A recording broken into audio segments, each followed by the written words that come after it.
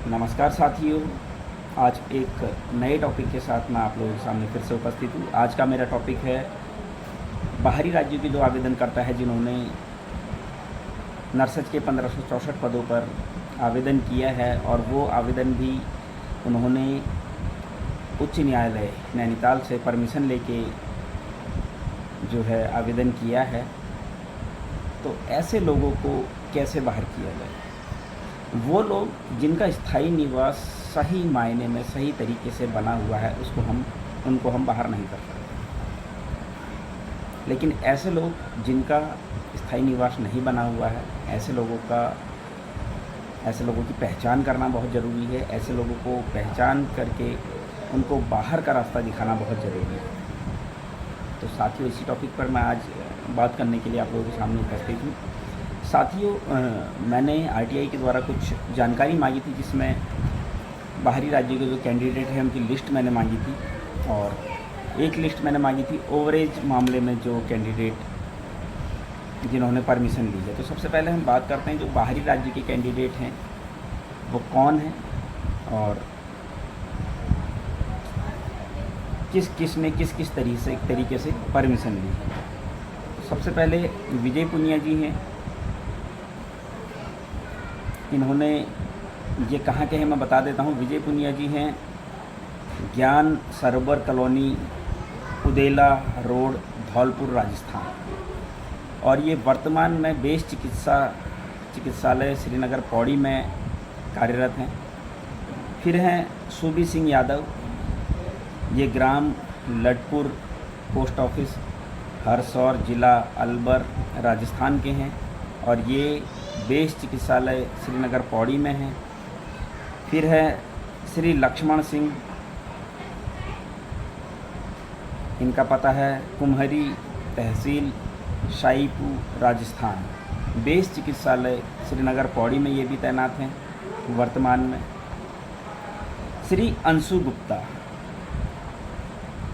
दौधपुर, post office Dholpur, Rajasthan के ये हैं, बेस चिकित्सालय श्रीनगर पौड़ी में ये भी तैनात हैं। श्री जितेंद्र सिंह, गुजर मोहल्ला, धौलपुर, राजस्थान, ये भी राजस्थान के हैं और बेस चिकित्सालय श्रीनगर पौड़ी में ये भी तैनात है वर्तमान में। श्री हरिओम बैरवा,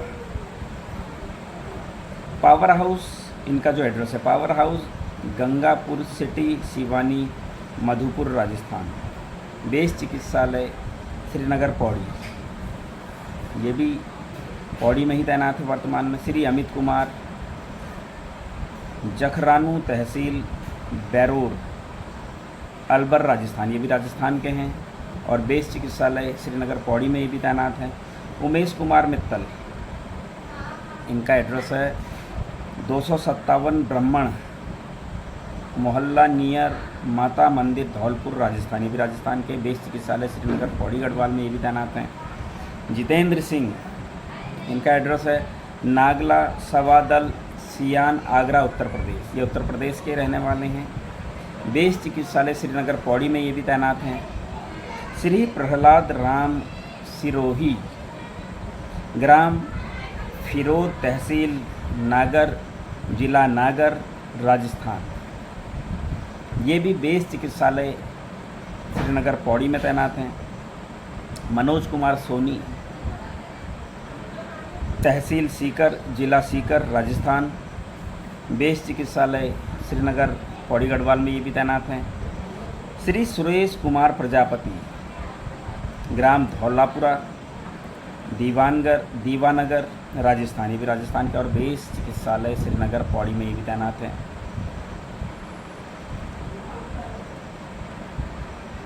रविंद्र गुज्जर, इनका एड्रेस है भल्ला केहरा, जिला करौली, राजस्थान, बेस चिकित्सालय श्रीनगर पौड़ी में ये भी तैनात है। सुरेश कुमार जियानी, ग्राम रंसीसार, चरुआ, पोस्ट ऑफिस रंसीसार, जोधावाया, कोलिया, तहसील डिडवाना, जिला नागौर, राजस्थान, ये भी बेस चिकित्सालय श्रीनगर पौड़ी में तैनात है वर्तमान में।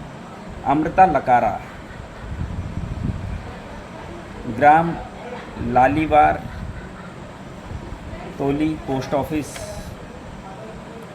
लाली थाना नामकुम, जिला रानी झारखंड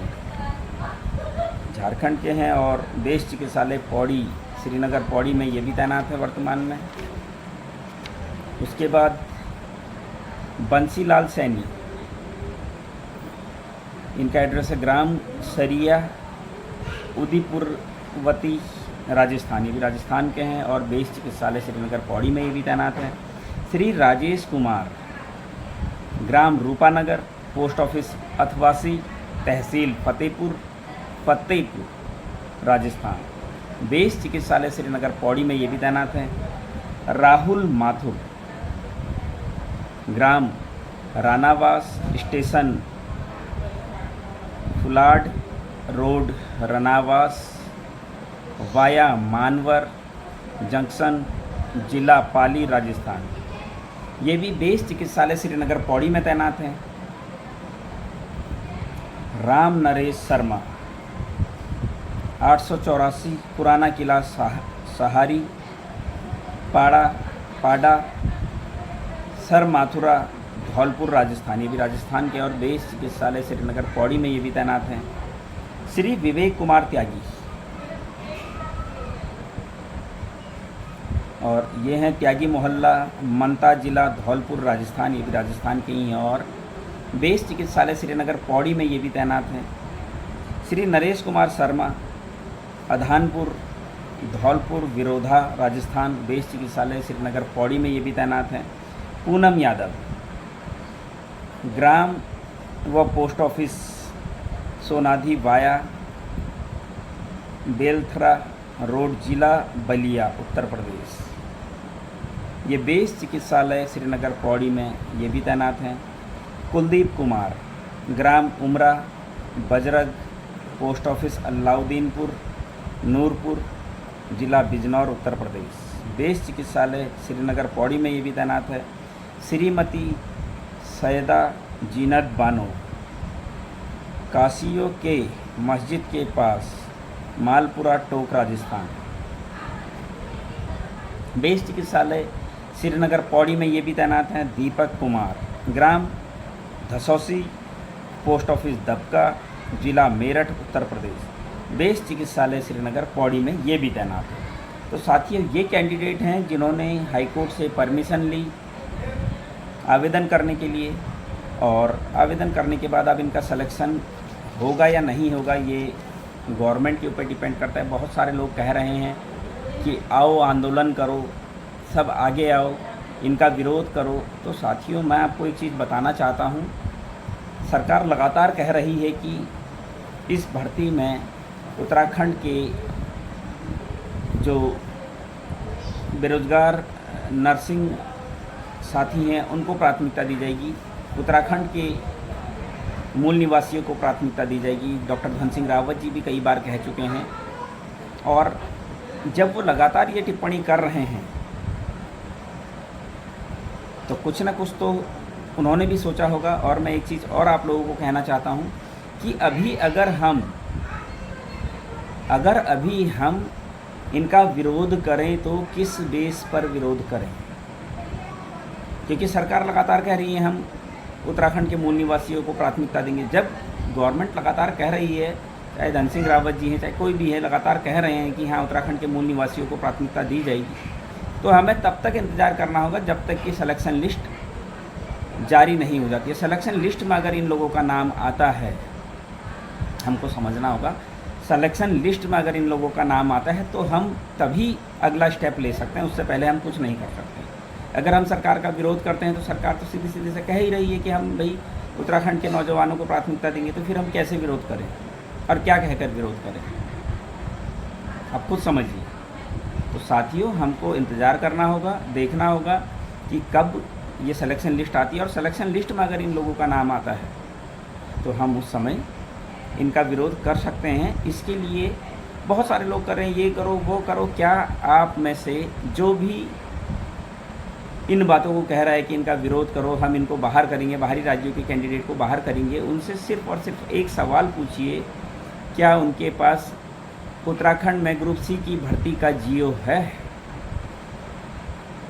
बातें तो बहुत बड़ी बड़ी हो जा रही है, पैसा भी कलेक्ट किया जा रहा है कि पैसा दो, हम ये कर देंगे वो कर देंगे। क्या उनके पास उत्तराखंड में ग्रुप सी की भर्ती का जीओ है, जिसमें साफ साफ लिखा गया है कि ग्रुप सी की भर्ती में उत्तराखंड के मूल निवासियों को प्राथमिकता दी जाएगी, उत्तराखंड के आम जनमानस को प्राथमिकता दी जाएगी और बाहरी राज्यों के कैंडिडेट को प्राथमिकता नहीं दी जाएगी? क्या वो जीओ किसी के पास है? सिर्फ हल्ला करने मात्र से कुछ नहीं होता, हमारे पास एविडेंस होने बहुत ज़रूरी है। कल को अगर इनको इस भर्ती में शामिल कर लिया जाता है तो हम किस आधार पर इनको बाहर करेंगे? तो इसके लिए हमारे पास ग्रुप सी का जो जीओ है वो होना बहुत ज़रूरी है। क्या आप में से किसी के पास वो जीओ है? और अगर नहीं है तो आप किस बिहाफ पर हल्ला कर रहे हैं?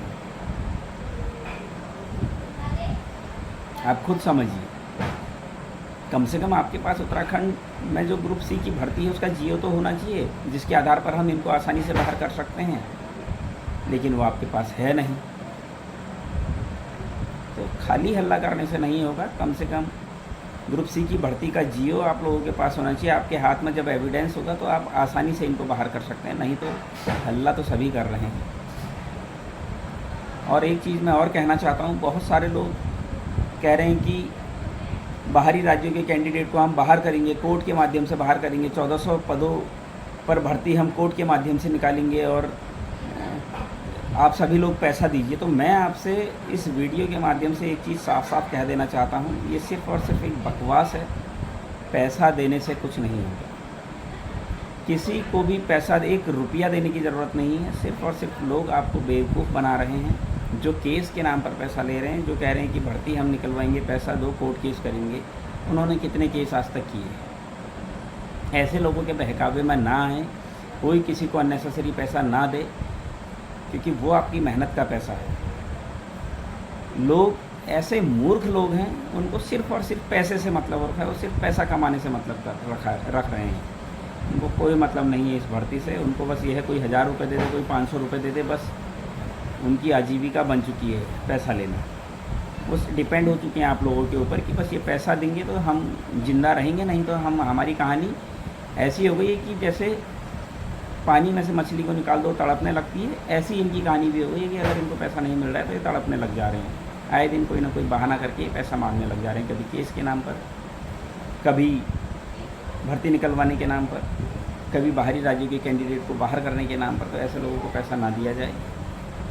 अभी तक कितने, एक अजीत गैरोला जी के अलावा और बताइए किसने केस किया हुआ है बाहरी राज्यों के कैंडिडेट को बाहर करने के लिए? खाली की बकवास लोग कर रहे हैं, कोई कुछ नहीं कर रहा है। अजीत गैरोला जी ने केस किया हुआ है, वो सबको पता है, जिसमें हर्ष भाई साथ में गए थे, मैं भी गया था। और वो केस अगर किसी को उसकी डिटेल भी चाहिए तो अजीत भाई दे सकते हैं, उन्होंने केस किया हुआ है। और कोई भी अगर बोलता है कि हमने केस किया हुआ है तो वो मूर्ख आदमी कम से कम उस केस नंबर ही दे दे, केस की कॉपी दे दे, PDF दे दे। मिलन भाई भी इस चीज़ को अच्छे से जानते हैं, मिलन भाई से भी डिस्कस हुआ था हमारा उस समय, और बहुत सारे लोगों को हमने वो PDF दिखाई भी थी, हर्ष भाई ने भी दिखाई थी, और मिलन भाई ने भी, मिलन चौहान जी जो हमारे सीनियर हैं, उन्होंने भी देखी थी। तो साथियों, मैं सिर्फ़ और सिर्फ एक चीज़ कहना चाहता हूँ, ऐसे किसी के बहकावे में ना आए। किसी को भी आज की डेट में 1 रुपया देने की ज़रूरत नहीं है। लोग सिर्फ़ और सिर्फ आपको मूर्ख बना रहे हैं। पैसा अगर कोई मांग रहा है, बहुत सारे लोग फ़ोन पर भी पैसा मांगने लगे हैं। मेरे पास लगातार इस तरह की शिकायतें आ रही है कि भर्ती के नाम पर पैसा मांगा जा रहा है, कि हम कोर्ट केस कर रहे हैं। कोई कोर्ट केस करने, इनकी हिम्मत ही नहीं है कोर्ट केस करने की। कोर्ट देखा ही नहीं इन्होंने, मैं आपको सही बात बता दूँ।